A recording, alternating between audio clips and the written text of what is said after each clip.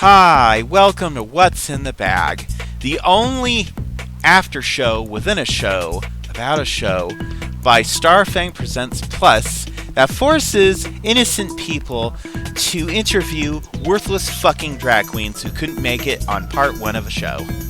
Today's special loser is unlike any other loser before. In fact, I think this might be unprecedented. I won't spoil it for you.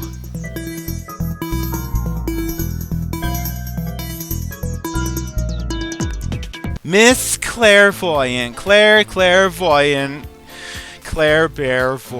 Wow, what can I say about you that hasn't already been said by your former castmates in the first 5 minutes?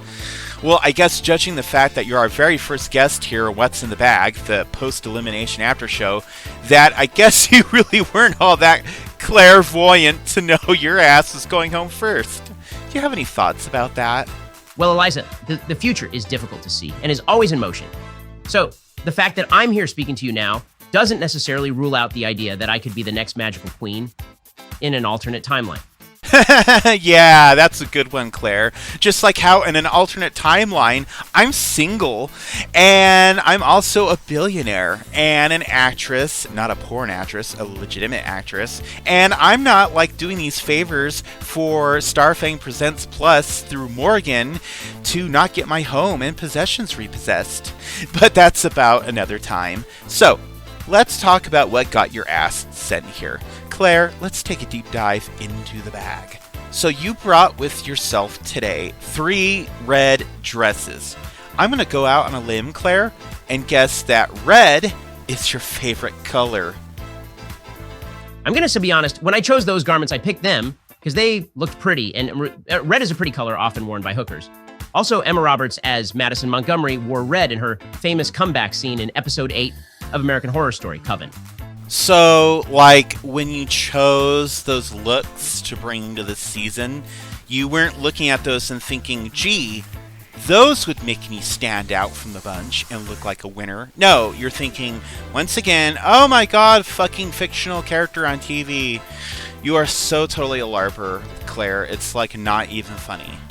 Oh, it's obvious your California psychic didn't tell you that you were going to lose. Or else why would you even come on the show? If she told you that you're going to win, then honey, you need to get your money back because she sucks. Look, I never said that I was a certified veritable psychic, okay? I merely mentioned once or twice that my California psychic had revealed some things about my destiny to me and that I thought it was interesting. All right, let's go back to these abominations over here. I'm going to be honest with you, Claire. I like these 3 red dresses more than the shit that you wore in the promo, which was like some generic prom princess outfit, which I honestly think would have been ironically better fitting for your future Queens of the World look than what you actually wore, which just looks kind of like a weird Chinese witch dress, kind of, sort of. I don't know. I know Morgan likes that look a lot, but she didn't like your talent show. Let's talk about that, Claire. Let's talk about your talent show. You wore this white little, like, dress. I don't know why you didn't wear red, because it's, like, your favorite color. And OMG, Madison, Emma Roberts. Let's look back at your talent show. You sang WAP, W-A-P, for the judges, and they were not living. I loved it. I was there. I liked it. A lot of people have approached me since that performance and have asked, hey Claire, did you regret it? And my honest to God response is, no.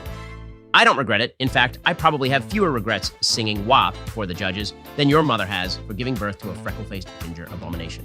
Oh, claws are out, honey. There's the real Claire. There's the clairvoyant we all know. The one who talks shit behind queens' backs. The one who throws shade willingly, the one who plays victim, but also being an antagonist at the same time. There's the Claire. Oh, there's the real Claire. She's been hiding in plain sight. How you been, hun? Well, I have to say that being forced to lip sync against not only your fellow competitor, but also the guest judge, which I think was unprecedented until that point, really goes to show you how little production values actual talented queens. There, I said it. Oh, do you know a queen who's super talented?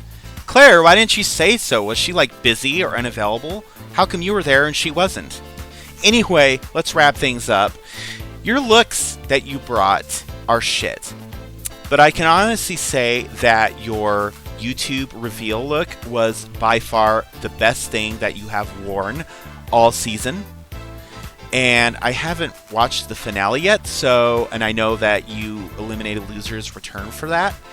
But out of everything that you wore, like, the entrance look was fine, your Future Queens look was shit, your talent show look was shit, your talent was great, but the look was shit. And your YouTube reveal was good. I liked it, along with your talent. I think you should quit the whole psychic stuff, because I don't think it's really working for you. Because it's kind of like you don't have to be clairvoyant to know that, like, if you're bad with math, you're bad with math. So then you probably shouldn't apply to work at a bank or to be like an accountant or anywhere that deals with numbers and money and stuff like that. It's kind of like the blind leading the blind in this case. I guess kind of like the dumb leading the dumb, because I'm assuming you're paying large amounts of money. I don't know, maybe you're one of those trust fund kids, because you don't really strike me as somebody who's rich, because I would assume that your drag wardrobe would have been way more fancy and expensive looking than what you brought, which looks like stuff that you bought secondhand at Savers, or kind of like, you know, made from scratch from stuff you got at Michael's or whatever. But yeah, I would probably stop paying those people, because they're telling you that you're going to go far, and you're interpreting that as going far in drag, when maybe, and just maybe, they're meaning not really drag or anything, because they're like cold reading, you know, to like lead you on and fish for more information. But maybe it's like you're going to be destined to like work at Sears, or you're going to be destined to work at Toys R Us, or you're going to be destined to work at Kmart. You know what I'm saying? But Eliza, none of those companies exist anymore. They were bankrupted into non-existence. Bingo! Which is exactly what's going to happen to you sooner or later. Probably sooner, preferably sooner. Anyway, I'm going to end the show. Join me next time as I debate gender identity politics with the Domino's Noid. Ooh, exciting.